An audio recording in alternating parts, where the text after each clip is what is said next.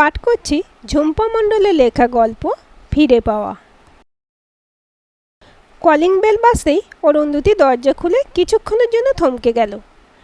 সামনে যাকে দেখছে এত বছর পরে তাকে আশাই করেনি সে, সাথে একটা অল্প বয়সী সুন্দরী মেয়ে। দরজার বাইরে দাঁড়িয়ে থাকা বয়স্ক ভদ্রমহিলা বাসবী দেবীরও একই অবস্থা। যা খুশি তাই শোনাবেন বলে ঠিক করে এসেছিলেন, কিন্তু এখন তার কঠিন মুখে রেখা অরুন্ধতীকে দেখেই কেমন ধীরে ধীরে পরিবর্তন হয়ে নরম হতে শুরু করেছে যেন। এখানে এসে এতদিন পরে অরুন্ধতীর সামনাসামনি হবেন তিনি কল্পনায়ও ভাবেননি কখনো। অরুন্ধতীও বুঝতে পারল না ব্যাপারটা কি, ইনি তার বাড়িতে কি করতে এসেছেন। তার চোয়াল শক্ত হয়ে উঠতে চাইছে বারবার, কিন্তু নিজেকে সামলে নিয়ে ওনাদের ভিতরে আসতে বলল সে। বাসবী দেবীও ততক্ষণে বুঝে গিয়েছিলেন যে কারণে এসেছিলেন সেই উদ্দেশ্য আর সফল হবে না তার। তবু তিনি সসংকোচে ভিতরে ঢুকলেন নাতনিকে নিয়ে। আসলে আজ সমস্যায় পড়ে তিনি দৌড়ে এসেছিলেন এখানে। সোফায় বসে নিরুপায়ভাবে নাতনির দিকে তাকালেন তিনি। দ্বিতীয় তাদের সামনে সোফায় বসে গম্ভীর মুখে বলল, বলুন হঠাৎ এখানে আসার কারণ। বাসবী দেবী কৃতজ্ঞতার দৃষ্টিতে অরুন্ধতীর দিকে তাকিয়ে পাশের অল্প বয়সী মেয়েটাকে দেখিয়ে বললেন, আমার নাতনি, অরুণাভর মেয়ে অরিত্রা। চকিতে মেয়েটার দিকে ভালো করে তাকালো দ্যুতি। মেয়েটির চোখের তলায় কালির আভাস, মুখ থমথমে। সসংকোচে মৃদু হাসল মেয়েটি। অরুণাভর মেয়ে? দ্যুতি বুঝতে পারল না ব্যাপারটা কি। আজ হঠাৎ নাতনিকে এখানে এনেছেন কেন? কী অভিসন্ধি? বাসবী দেবী কীভাবে শুরু করবেন বুঝতে পারলেন না। অনেক বছর আগেকার ঘটনার পুনরাবৃত্তি ঘটতে চলেছে যেন। তবু তিনি বললেন, আপনার ছেলের সাথে আমার নাতনির একটা সম্পর্ক রয়েছে। এইবার দ্যুতির ভুরু কুঁচকে গেল। বুঝতে পেরেও জিজ্ঞেস করল সে, সম্পর্ক? কেমন সম্পর্ক? ভীষণ লজ্জায় পড়লেন যেন বাসবী দেবী। কোনোদিন যে দ্যুতির সামনে এইভাবে মাথা নিচু করে আসতে হবে ভাবতেও পারেননি তিনি। মুখে বললেন, আসলে ওরা দুজনে দুজনকে ভালোবাসে। দ্যুতি ভুরু কুঁচকে বলল, ভালোবাসে? তারপরে হঠাৎ সোফা থেকে উঠে দাঁড়িয়ে গম্ভীর মুখে বলল, তা আমি কি করতে পারি? দ্যুতির এইরকম রূঢ় ব্যবহারে অরিত্রার চোখে জল এলো। বাসবী দেবী নাতনির হাতে আলতো চাপ দিয়ে কম্পিত গলায় বললেন, দীপ্তমান বিগত কয়েকদিন ওর সাথে দেখা করছে না। ও অনেক চেষ্টা করেছে যোগাযোগ করার, কিন্তু। দ্যুতি বলল, তাতে আমি কী করব? তাছাড়া ছেলে এখন বাড়ি নেই, অতএব আমার কিছু করার নেই। বাসবী দেবী বিনীতভাবে বলল, যে কোনো সম্পর্কে একটু একটু ঝগড়া তো হয়েই থাকে, কিন্তু তাই বলে যোগাযোগ রাখবে না এটা? বলেই উঠে এসে দ্যুতির হাত দুটো ধরে বলল, তুমি আমার নাতনিটাকে বাঁচাও মা, ও ভীষণ কান্নাকাটি করছে। বাধ্য হয়ে আমি এসেছি আজ এখানে। দ্যুতি নিজের হাত আস্তে করে ছাড়িয়ে নিয়ে বলল, দেখুন আমার কিছু করার নেই, আপনারা বসতে পারেন কিছুক্ষণ, চাটা খান। তবে এইটুকুই বলতে পারি, আমার ছেলে মেরুদণ্ডহীন নয়। এইটুকু বলে মৃদু হেসে বাসবী দেবী চোখের দিকে সরাসরি তাকিয়ে বলল, ছেলে ফিরুক তারপরে কথা হবে। বলে কাজের মেয়েকে ওদের চা দিতে বলে ভিতরে নিজের ঘরে চলে গেল দ্যুতি। বুকের ভিতরে তার তখন উথাল পাতাল। ড্রেসিং টেবিলের আয়নার সামনে বসে নিজেকে দেখল। মনের ভিতরে আস্তার কালবৈশাখীর ঝড়। কত স্মৃতি।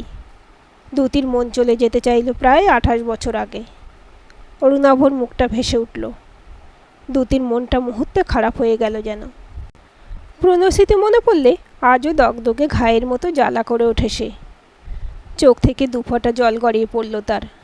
প্রায় 28 বছর আগের ঘটনার পুনরাবৃত্তি হচ্ছে যেন তার জীবনে। দুজনের সম্পর্ক ক্লাস 11 থেকে হলেও কলেজে 3rd ইয়ারে যখন পড়তো ওরা, তখন একদিন সম্পর্ক টিকিয়ে রাখতে সেই দিন সেও তো বাধ্য হয়ে দৌড়ে গিয়েছিল অরুণাভর বাড়িতে। তার আগে কয়েকদিন ধরে সে বুঝতে পারছিল অরুণাভ যেন একটু হলেও তাকে কেমন এড়িয়ে যাচ্ছে। কিছুদিন পরে একদিন দেখা করে অরুণাভ বিষণ্ণ মুখে জানালো দীর্ঘ 5 বছরের সম্পর্ক শেষ করতে চায় সে। দ্যুতি অবিশ্বাসের দৃষ্টিতে অরুণাভর দিকে তাকিয়েছিল। মাথা নিচু করে উত্তর দিয়েছিল অরুণাভ। তার মাকে দ্যুতির সাথে সম্পর্কের কথা বলতেই তার মা বেঁকে বসেছেন। কয়েকদিন ধরে ভীষণ অশান্তি করে ছেলেকে দিব্যি দিয়েছেন। ওই ভিন্ন কাস্টের মেয়ের সাথে বিয়ে তো দূর, সম্পর্ক রাখলে সে তার মায়ের মরা মুখ দেখবে। এই কয়েকদিন ভীষণ টানাপোড়েনের মধ্যে থেকে অবশেষে সেই সম্পর্ক না রাখার সিদ্ধান্ত নিয়েছে অরুণাভ। কিছু করার নেই তার, একমাত্র ছেলে সে। মাকে এতটা আঘাত দিয়ে দ্যুতির সাথে সম্পর্ক রাখা সম্ভব নয়, তাই সে নিরুপায় হয়ে স্তব্ধ হয়ে গিয়েছিল দ্যুতি। কি বলছে কি অরুণাভ? অরুণাভ জানে না তাদের সম্পর্ক কত দূর গিয়েছে। আত্মীয় স্বজন, পাড়া প্রতিবেশী সবাই জানে তাদের বিয়ে হবে আগামী দিনে। অরুণাভ তাদের বাড়িতে নিত্য যাতায়াত। দ্যুতির বাড়িতেও এই সদা হাস্যময় ছেলেটিকে মেনে নিয়েছে। দ্যুতির বাবা ঠিক করেছিলেন কলেজ শেষে অরুণাভ আর কয়েকদিন পরে নিজেদের ব্যবসার ভার নিলেই মেয়ের বিয়ের পাকা কথা বলতে যাবেন অরুণাভর বাড়িতে। আজ অরুণাভর এই কথা শুনে দ্যুতি পাগলের মতো লাগছিল। নিজের সাজানো স্বপ্ন যেন তছনছ হয়ে যাচ্ছিল তার মনের ভিতরে। এই তছনছের ভীষণ শব্দে যেন তার মনের ভিতরটা ভেঙে পড়ছিল হু হু করে। মনে হয়েছিল অরুণাভকে ছাড়া বেঁচে থাকা তার পক্ষে অসম্ভব। এর জন্য সে সব কিছু করতে পারে। সে জেদ ধরেছিল অরুণাভর মায়ের সাথে দেখা করে বুঝিয়ে বলবে তাকে কেন তিনি রাজি নন, তার জীবনটাকে নিয়ে এইভাবে ছিনিমিনি খেলছেন কেন। একবার সামনাসামনি জিজ্ঞেস করতে চায় সে। নিশ্চয়ই বুঝিয়ে বললে তিনি বুঝবেন। অরুণাভ নিজের মাকে চেনে, সে বুঝতে পেরেছিল কি ঘটতে চলেছে। তাই সে রাজি না হলেও দিশেহারা অরুন্ধতী নির্লজ্জের মতো আত্মসম্মানবোধ জলাঞ্জলি দিয়ে তবু সেদিন গিয়েছিল বাসুবী দেবীর কাছে। বাড়িতে সেদিন অরুণাভর বাবা ছিলেন না। তাকে ছেলের সাথে ঢুকতে দেখে বাসুবী দেবী বেরিয়ে এসেছিলেন বিশাল ড্রয়িং রুমে। বাসুবী দেবীর কঠিন মুখ দেখেও সে তার কাছে কাকুতি মিনতি করেছিল সম্পর্কটাকে মানিয়ে নেওয়ার।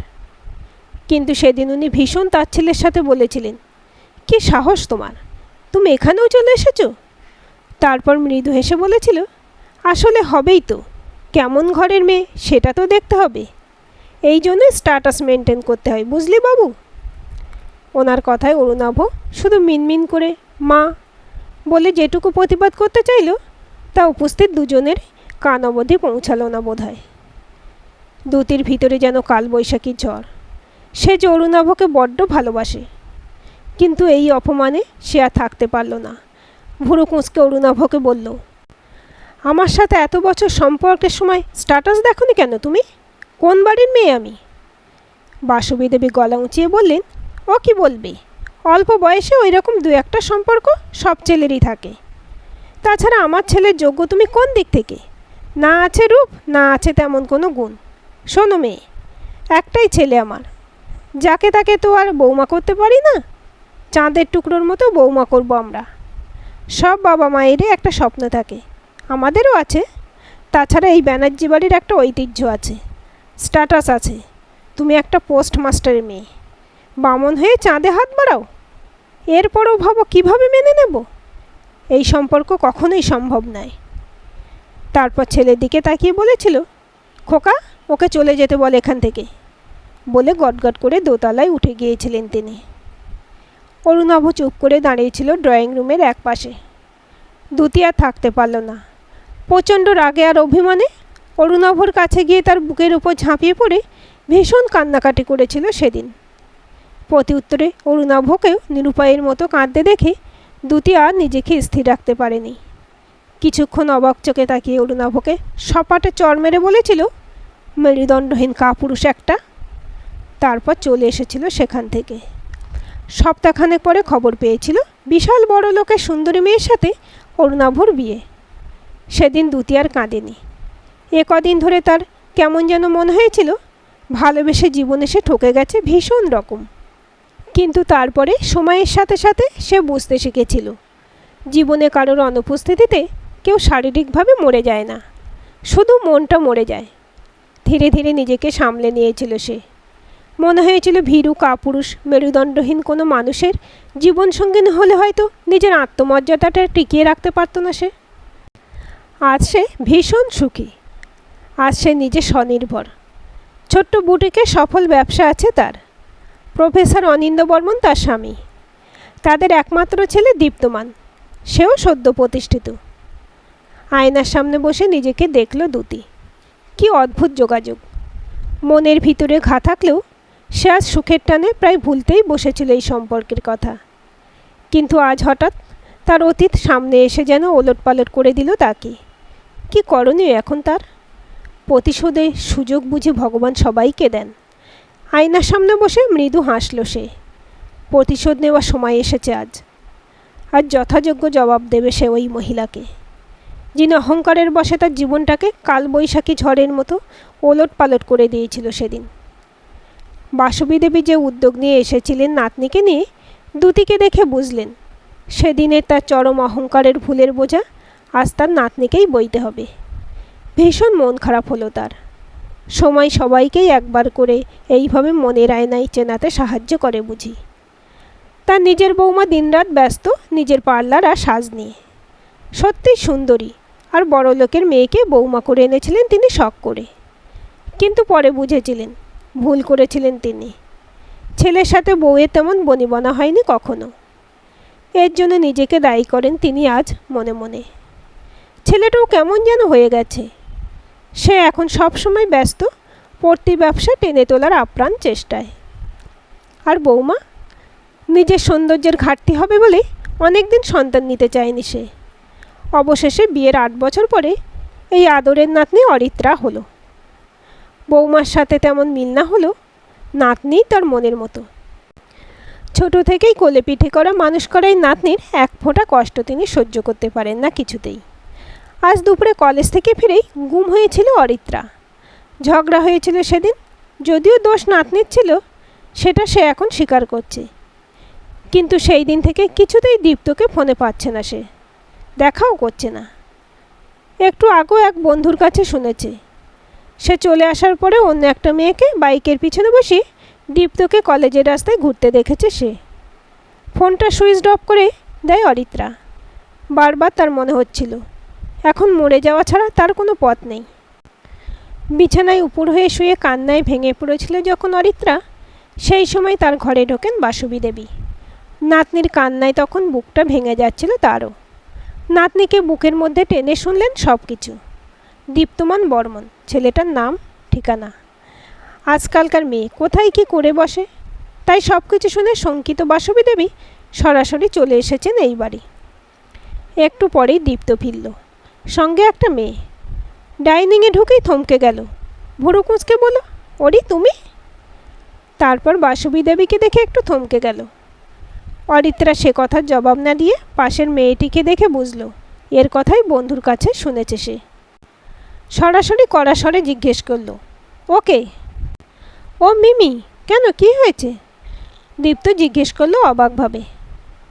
অরিত্রার নাকের পাটা ফুলতে শুরু করতেই সঙ্গের মেয়েটা মৃদু হেসে বলল, ও দাদা ভাই, এই সেই অরিত্রা দি, ভারী মিষ্টি তো। দা ভাই? ভুরু কুঁচকে গেল অরিত্রার।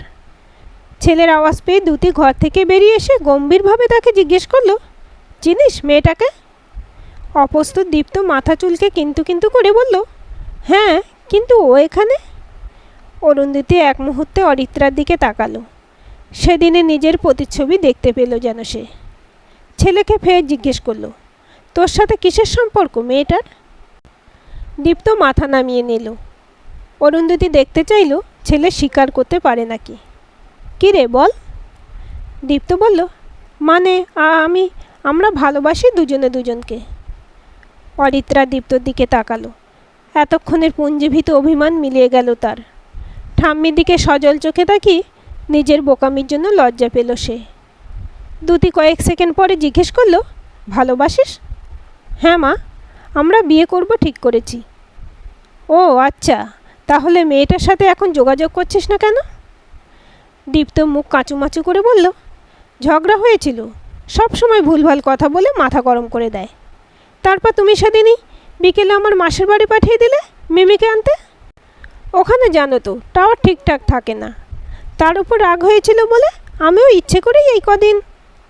দ্যুতি ছেলের দিকে তাকিয়ে বলল, একটা সম্পর্ক তৈরি করলে তার সম্মান রক্ষা করতে শিখতে হয় বাবু, সেটাকে নিয়ে ছিনিমিনি খেলতে নেই কখনো।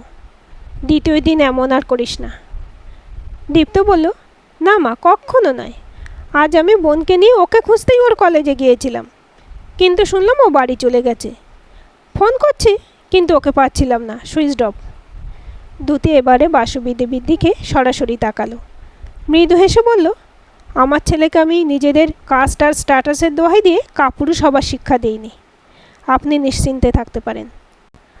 আপনি নিশ্চিন্ত থাকতে পারেন, ও আপনার নাতনিকে কখনো ঠকাবে না মায়ের দোহাই দিয়ে। বাসুবী দেবী মাথা নিচু করলেন। বুঝলেন, এভাবেই বুঝি কোনো না কোনো সময় জীবনের আয়না থেকেই শিক্ষা পায় মানুষ। হাত জোর করে ক্ষমার ভঙ্গিতে দ্যুতির দিকে তাকিয়ে কৃতজ্ঞতায় আর অনুশোচনায় তার চোখ জলে ভরে গেল। আজকের এই গল্পটি আপনাদের কেমন লাগলো কমেন্ট করে জানাবেন। ভালো লাগলে অবশ্যই একটা লাইক দেবেন আর চ্যানেলটি সাবস্ক্রাইব করে সাথে থাকবেন।